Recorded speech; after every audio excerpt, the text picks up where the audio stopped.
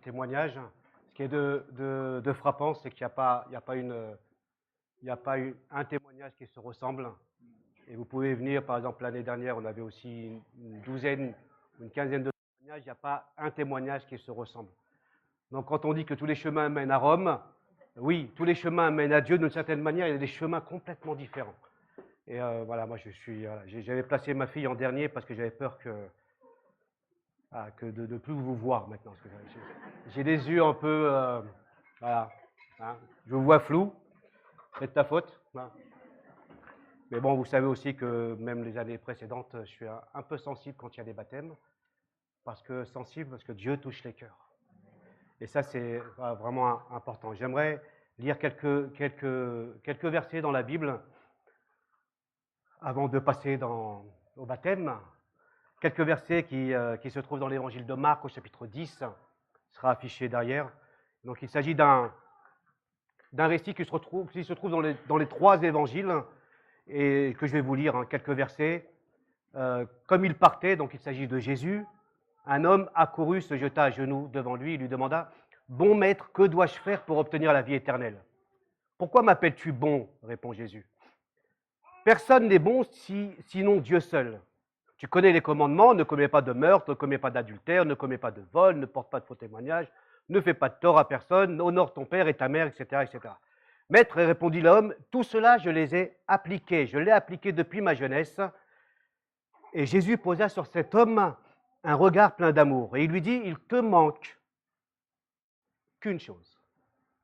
Va, vends tout ce que tu possèdes, donne le produit de la vente aux pauvres, et tu auras un trésor dans le ciel. Puis viens et suis-moi. En entendant ces paroles, l'homme s'assombrit et s'en alla tout triste, parce qu'il était très riche.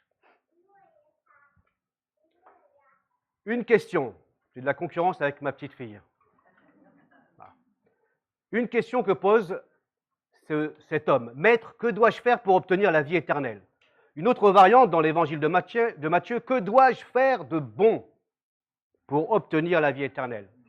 Si vous êtes encore attentif, vous mesurez la nuance. Que dois-je faire de bon? Aujourd'hui, la question que se pose cet homme n'est pas de savoir qu'est-ce qu'il y a après la mort. La question, ce n'est pas de savoir comment on va vivre après la mort. C'est quoi le paradis? Ce n'est pas cette question. La question qu'il pose, même si elle implique, ce n'est pas de savoir est-ce que l'enfer existe. Et si l'enfer existe, qui va en enfer?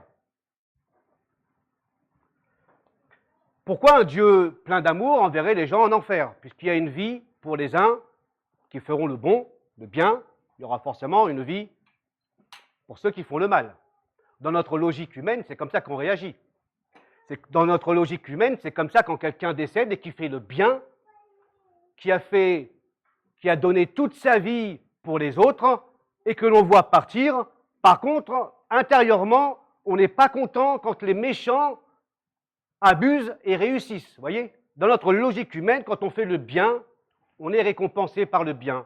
Quand on fait le mal, on est récompensé par le mal. Et donc, dans l'esprit de ce jeune homme, c'est « je fais les choses bien, forcément, est-ce que je vais avoir la vie ?» Donc, je laisse ces questions en suspens, je ne vais pas y répondre.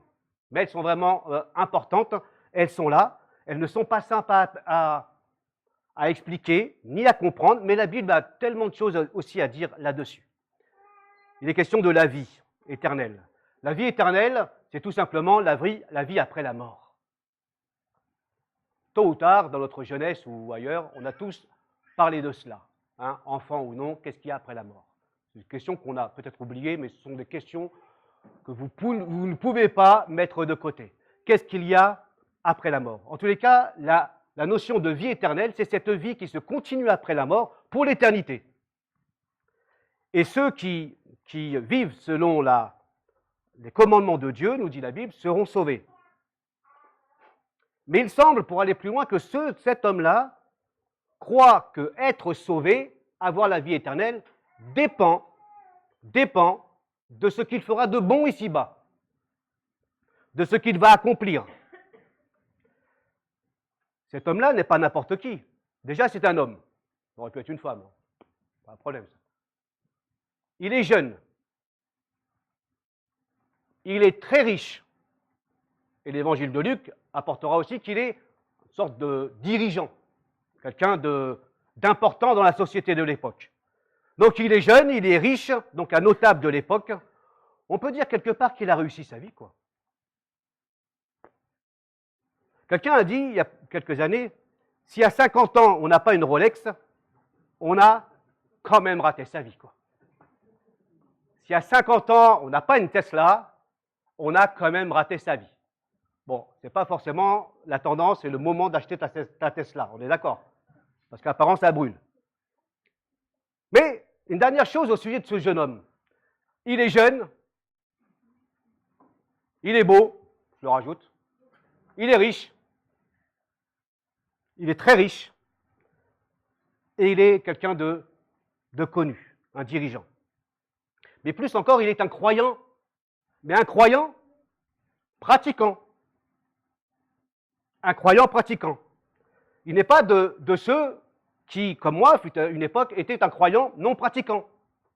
Déjà, quand tu dis un croyant non pratiquant, ça pose problème.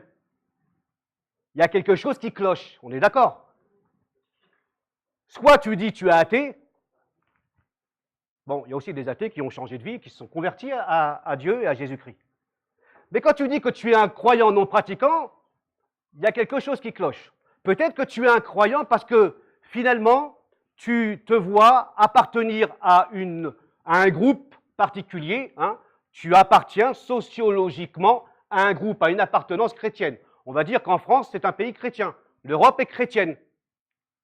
On est d'accord. Et si on parle du Moyen-Orient, c'est plutôt l'islam. Donc on se dit, bon, je suis croyant parce que mon appartenance est chrétienne. Mais je ne suis pas pratiquant. Mais on peut aussi être croyant non pratiquant parce qu'il y a quelque chose qui s'est passé dans notre vie. On peut être un croyant non pratiquant parce que, du coup, il y a des choses qui nous ont déçus dans le christianisme et on s'est éloigné. On n'est pas capable de pratiquer, c'est peut-être trop dur, trop exigeant pour nous. Donc on est non pratiquant, peut-être pour d'autres raisons. On se dit, on verra ça plus tard. C'est des choses de vieux. Hein. Mais on se dit quand même, c'est un jeune qui affiche sa foi, qui affiche sa croyance et qui affiche sa pratique, finalement. Et on a des croyants non pratiquants de tous bords. Chez les cathos, chez les protestants évangéliques, chez les musulmans, chez les bouddhistes, voilà. Vous avez toutes sortes de croyants non pratiquants.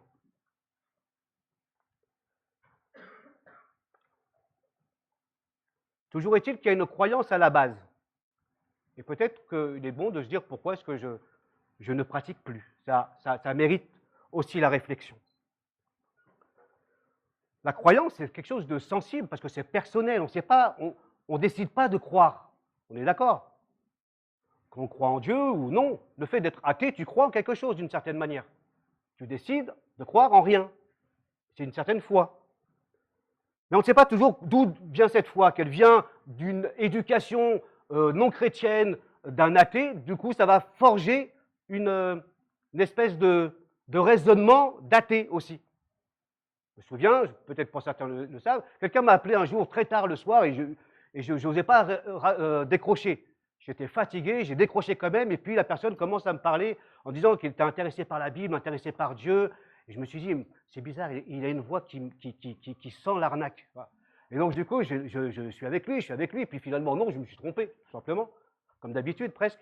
Et donc, il me dit, écoutez, moi je suis athée, j'éduque mes enfants dans l'athéisme, mais je ne sais pas pourquoi, c'était pendant le Covid, j'ai envie de connaître Jésus et les évangiles. J'éduque mes enfants dans l'athéisme, etc. J'ai un cursus scientifique. Voilà. D'où la question que je posais. On ne sait pas comment cette foi vient. On ne la crée pas par nous-mêmes. Et donc, parfois, on a reçu la foi petit, et puis, finalement, on est devenu athée à vie. Ou le contraire. Tout le monde, d'une certaine manière, a la foi. Quelle est la définition de la foi? C'est tout simplement croire en quelque chose ou en quelqu'un. La définition. Si tu prends un avion, tu as une certaine foi dans le pilote. On est d'accord? C'est une foi, ça. Hein? Pourquoi les gens applaudissent? Il y a une blague comme ça, il y a un humour. On applaudit pourquoi? Parce que c'est l'ordre du miracle que l'avion atterrit. On applaudit. C'est une foi dans le pilote.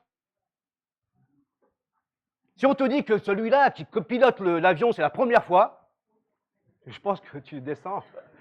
Tu descends tout de suite. Mais on a une foi, voilà, c'est la confiance en quelqu'un ou en quelque chose. La foi chrétienne, elle n'est pas une foi abstraite, dans une croyance vague. La foi chrétienne, c'est une confiance dans le Dieu créateur. Voilà, c'est pas abstrait, c'est pas vague. On sait et on reconnaît que Dieu est le créateur. Alors, peut-être que tu te dis, ouais, mais parce que tu as la foi. C'est un présupposé de foi qu'on dit. On est d'accord. Mais quand tu dis qu'il n'y a pas de créateur, tu es aussi dans un présupposé de foi. Tu pars d'un principe. On a tous foi en quelque chose. Si vous êtes des partisans de thèses complotistes et ultra farfelues, vous avez foi. Et on a beau démonter point par point que ce n'est pas viable et que c'est prouvé le contraire, vous avez foi dans ces thèses complotistes. Donc la foi, elle ne s'explique pas, dans la confiance. Je mélange un peu tout, hein, pour te dire tout simplement qu'on a, d'une certaine manière, tous foi en quelque chose ou en quelqu'un. À savoir maintenant, quelle est la nature de cette foi et quelle est la véracité de cette foi. Ça, c'est autre chose. Je te laisse réfléchir quand même. Je te fais beaucoup réfléchir quand même. Ça, c'est pour ne pas te répondre. Et même les athées ont foi. Pouvons-nous être sûrs donc de quelque chose? Un jour, un étudiant a dit, ça va résumer assez bien, on ne peut être certain de rien. On ne peut être certain de rien.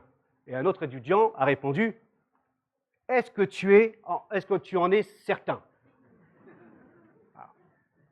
Donc la foi ne s'explique pas toujours, et les certitudes qu'on avance, elles ne sont pas forcément des certitudes. En tous les cas, ce qui se passe ces dernières années, c'est que par exemple, les demandes de baptême d'adolescents et d'adultes ont progressé de 258% en 5 ans. 258% en 5 ans. Le magazine Famille chrétienne ou le site Aletheia ont réalisé une enquête. Il en ressort que 65% d'entre eux disent ne pas avoir grandi dans une famille de croyants. 65%. Dont 50% assurent avoir découvert la foi par eux-mêmes. Moi, je m'interroge. Le magazine Le Monde des religions, publié en 2013, et affirmé, disait que 84% de la population mondiale est croyante. 84% de la population mondiale est croyante.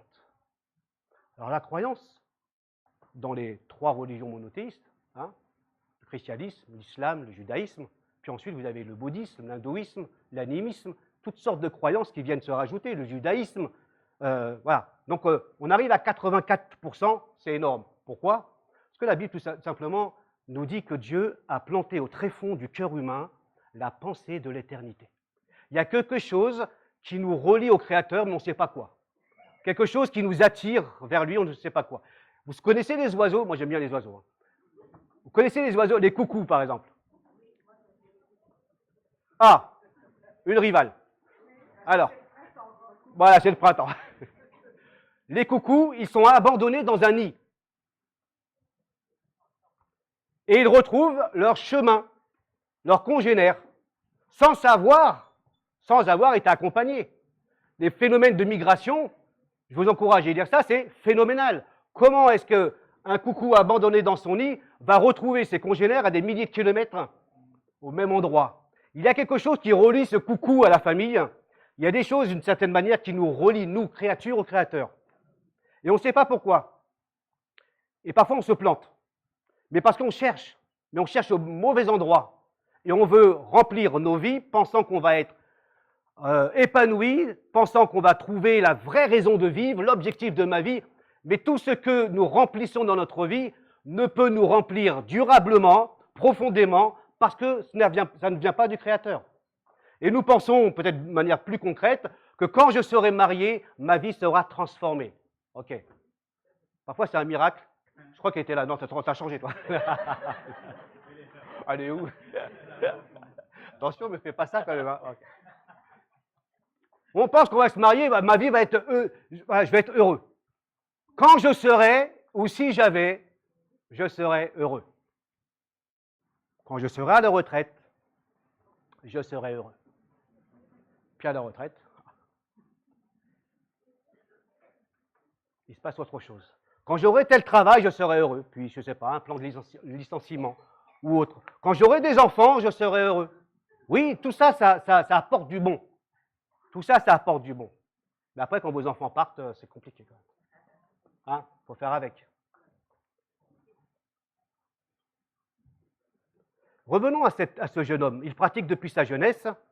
Hein, ne commet pas de meurtre, ne commet pas d'adultère, ne commet pas de vol, ne porte pas de faux témoignages, ne fait pas ceci, ne fait pas cela. Ça, on l'a déjà entendu, petit. Hein. Fais pas ceci, fais pas cela. Bref. Mais que manque-t-il encore? Pardon. Il dit, que me manque-t-il encore pour obtenir cette vie? En réalité, avec cette question, il dit qu'il observe les commandements, mais il n'est pas sûr. Il n'est sûr de rien quant à la vie éternelle. Il laisse entendre que pour être sauvé, il lui manque encore quelque chose, que cela dépend de son obéissance à ses commandements. Que me manque-t-il encore?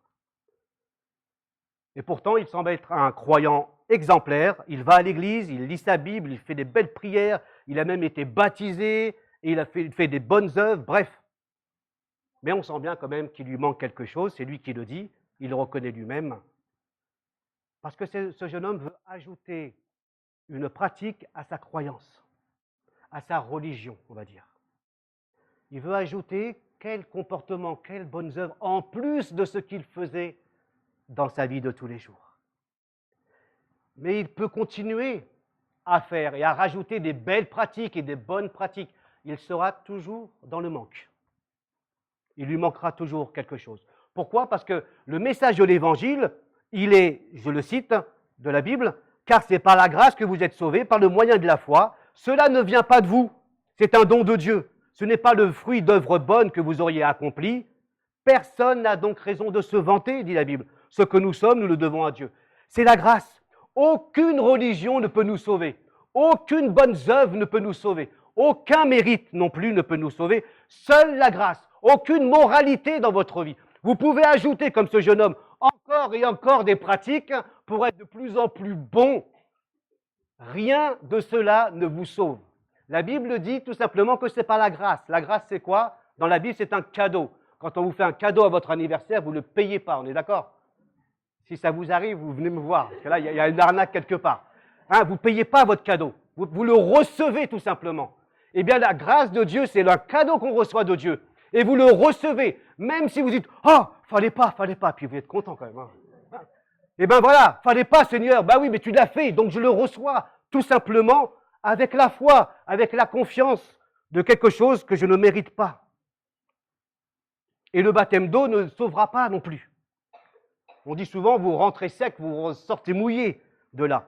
Mais le baptême d'eau, comme on l'a entendu, c'est une manifestation visible de ce qui s'est passé intérieurement. C'est tout. Il s'est passé un baptême intérieurement. Il y a eu un changement radical dans notre cœur. On s'est donné à Dieu et maintenant on veut le dire publiquement. Un symbole de notre mort à notre ancienne vie.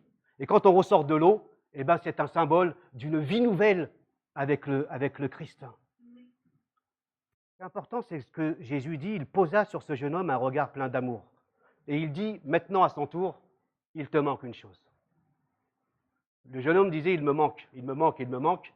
Mais Jésus va dire, waouh, il te manque une chose. Ce que je vais te dire va te déplaire. C'est pas moi qui le dis, hein, c'est Jésus, finalement. Tu vas pas aimer ce que je vais dire. Vends tout ce que tu possèdes, distribue-le aux pauvres et suis-moi. Waouh, on peut dire, mais c'est quand même dur. Hein. Alors, ce que Jésus demande à cet homme-là, il ne le demande pas à vous. Hein. D'accord? On verra que là où était son trésor, là était son cœur. Et chacun, dans notre cœur, nous avons un trésor tellement attaché. Et on a l'impression que ce jeune homme voulait en savoir plus et en faire plus pour mériter la vie éternelle, mais il y avait un deuxième problème sous-jacent. D'accord? Il y avait quelque chose qui l'attachait, quelque chose qui prenait la place de Dieu, qui ne voulait pas se débarrasser. Et quand Jésus lui dit « Vends tout ça et suis-moi », alors nous disons qu'il fut Il alla tout triste car il était très riche. On voit le problème second, c'est qu'il ne voulait pas donner entièrement sa vie à Jésus-Christ et le suivre. Finalement, Jésus teste ce jeune homme, il teste l'amour qu'il a pour Dieu. Il est intéressant que Jésus, finalement, on a énuméré une série de commandements. Tu ne tueras pas, tu ne voleras pas, etc. On est surpris de voir que, en pratiquant ces choses-là, c'est presque, oui, si tu pratiques, tu vas mériter. Non. Il manquait les commandements les plus importants. Et on s'est dit, ce n'est pas la manière de Jésus de faire. Mais en disant, vends tout, finalement, Jésus rappelle tout simplement le premier commandement et le plus grand commandement. Tu aimeras ton Dieu de tout ton cœur. Et celui-là, c'est le plus important. Car il manque le premier commandement. C'est Dieu d'abord. C'est la priorité à Dieu au début. Et quand Jésus dit, vends tout et suis-moi, autrement dit, on va voir si tu es capable de me suivre. Pour moi, simplement, est-ce que tu es capable d'abandonner toute chose pour me suivre? Et pour trouver le salut, pour être sauvé, ce jeune homme a besoin de changer de logiciel, on va dire, d'accord? Un système de pensée qui était basé plutôt sur les mérites pour être sauvé. Et il doit tout abandonner en faisant confiance à Jésus et le suivre. Mais il s'en alla tout triste, car il était très riche. Certainement que ce jeune homme a peur de perdre le contrôle de sa vie. Parce que ce qu'il y a dans le cœur, dans nos cœurs, ce que nous chérissons, on ne veut pas le donner à n'importe qui. Et on a même du mal à le donner à n'importe qui, même à Dieu. Combien de fois, moi, j'étais dans cette lutte et voilà, de donner tout à Dieu, c'était terrible. Et donc, je donne un petit peu à Dieu, mais pas ça. Ce jeune homme pense perdre beaucoup, alors qu'en réalité, Jésus lui offre plus. Jésus lui offre plus. Il lui offre la vie, la vraie vie, pas une vie basée sur les mérites, mais une vie basée sur la grâce. Et suivre Jésus, en effet, peut paraître, mais c'est la plus belle chose qui puisse arriver. Et il te manque une chose, a dit Jésus à ce jeune homme. Il te manque peut-être une chose. Ce n'est pas la richesse, c'est peut-être pas un problème pour toi la richesse. Mais peut-être que Dieu voit qu'il te manque quelque chose. Il y a comme un vide dans ta vie. Ou peut-être qu'il n'y a pas de vide. Peut-être que tu te dis, waouh, ma vie elle se déroule très bien. Mais Dieu te dit, il te manque une chose. Et ce manque, seul Dieu peut le combler. Et il le voit. Naturellement, on l'a vu tout à l'heure, l'homme est tenté de combler ce vide par toutes sortes de choses. La carrière professionnelle, les enfants, la famille, choses tellement importantes. Mais on s'aperçoit que ça ne comble pas. Le philosophe français du XVIIe siècle, Blaise Pascal, a écrit « Il y a un vide en forme de Dieu dans le cœur de chaque homme qui ne peut être rempli par aucune chose qui ait été créée, mais seulement par Dieu le Créateur qui s'est fait connaître aux hommes par Jésus. » Voilà. Il y a un vide en forme de Dieu dans le cœur de chaque homme. Peut-être pas aujourd'hui, peut-être demain, mais quand vous sentez ça, vous savez où aller. Jésus a dit, en effet, d'une certaine manière, « Venez à moi, vous tous qui êtes accablés et sous le poids d'un lourd fardeau, je vous donnerai du repos. » Le repos, c'est-à-dire il va combler le manque qu'il y a, le vide. Il va donner même une raison de vivre autre, même si ta vie va bien. Le christianisme, ce n'est pas simplement pour ceux qui vont mal, mais ça va aussi pour ceux qui vont bien. Et Jésus a rencontré toutes sortes de personnes qui allaient bien, qui allaient mal. Mais quand ils ont croisé le chemin de Jésus, il y a eu des transformations. Ou bien comme ce jeune homme riche qui est reparti, alors chacun de nous est libre de partir. Mais peut-être réfléchir quand tu repars, sans abandonner à Dieu, sans te poser les bonnes questions. Je t'invite peut-être, si tu repars en disant « Ouais, ben ça c'est que des foutaises, quoi. » Mais réfléchis, pourquoi? Pourquoi? Parfois nous avons des réponses toutes faites, mais nous n'allons pas au fond des choses. Qu'est-ce qui m'empêche de croire en Dieu? Tout simplement, parfois on fait l'amalgame. On dit que Dieu, voilà, si l'Église c'est ça, si moi j'ai été éduqué avec des sœurs ou des prêtres qui ont été maltraitants à mon égard, Eh bien non, je ne veux pas entendre parler de Dieu. Mais quand tu réfléchis bien, Dieu n'est pas ces hommes ou ces femmes. Et donc faire la part des choses. Qu'est-ce qui t'empêche de croire en Dieu, d'aller même plus loin? Certains ne se retrouveront pas dans ce jeune homme. Pas triste. Ou bien pour les chrétiens, qu'est-ce qui m'empêche aussi de lâcher à Dieu certains domaines de ma vie? Il y a des choses, oui, bien sûr, qui nous empêchent de suivre Dieu. Des questions, des problèmes où on n'arrive pas à résoudre. La Bible nous invite tout simplement à marcher par la foi, à lui faire confiance parce que notre Dieu ne se trompe pas. Gandhi a dit, d'une certaine manière, « J'ai accepté Jésus comme martyr et enseignant divin. Sa mort sur la croix a été pour le monde un remarquable exemple. Mais il y avait une puissance mystérieuse ou miraculeuse que mon cœur ne pouvait accepter. » Il s'est dit, voilà, il y a un problème. Il est extraordinaire cet homme-là. Mais il y a un truc qui ne cloche pas. Cet homme est Dieu. Et en période de Pâques, c'est ce que nous proclamons aujourd'hui. Nous proclamons que Christ, quand il est mort à la croix, crucifié à la croix, il n'est pas resté sur une croix. Il est ressuscité le 3e jour, corporellement. C'est-à-dire que Jésus a dit, je suis la résurrection et la vie. Celui qui vient en moi, qui vient à moi, ne mourra pas. Et on s'aperçoit que cette résurrection, cette nouvelle vie ne commence pas après la mort, elle commence maintenant. Et il dit que celui qui vient à moi, qui met sa place, sa confiance en moi, est passé de la mort à la vie maintenant.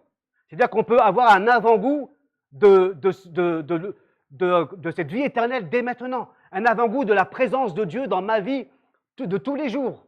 Dieu n'est pas un Dieu lointain. Dieu n'est pas un Dieu indifférent. Dieu n'est pas un Dieu qui se cache. Il est un Dieu qui s'est révélé dans la personne et l'œuvre de Jésus.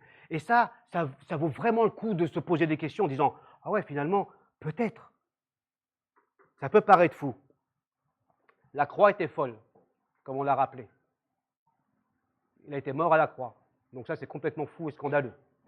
C'est pas possible. Mais le 3e jour, il est ressuscité. Et ça sera l'objet du message demain, la Pâque. Ce n'est pas simplement des œufs, pas simplement un gigot d'agneau, même si j'aime ça. D'accord? La Pâque, c'est la résurrection de Jésus corporellement. Et on va fêter ça, pas simplement ici. Sur toute la surface de la terre, on va fêter que Christ n'est pas mort, il est ressuscité. Il est vivant. Et s'il est vivant, quel que soit le manque, quel que soit ce que nous avons dans notre cœur, il peut apporter la vie. Pourquoi? Parce qu'il est la vie. Il est la vie. Je termine par ça. Dans le récit, je ne l'ai pas cité, mais il dit, après ce récit avec le jeune homme, « Aux hommes, c'est impossible, mais à Dieu, tout est possible. » Je terminerai ici, avant de poursuivre et encourager nos baptisés à venir. Une illustration de Pâques. On aura encore 2 baptêmes demain, qui nous rappellent que de même que Christ est mort et ressuscité, de même symboliquement, ils sont morts et ressuscités à une vie nouvelle. Oriane, on va faire l'inverse.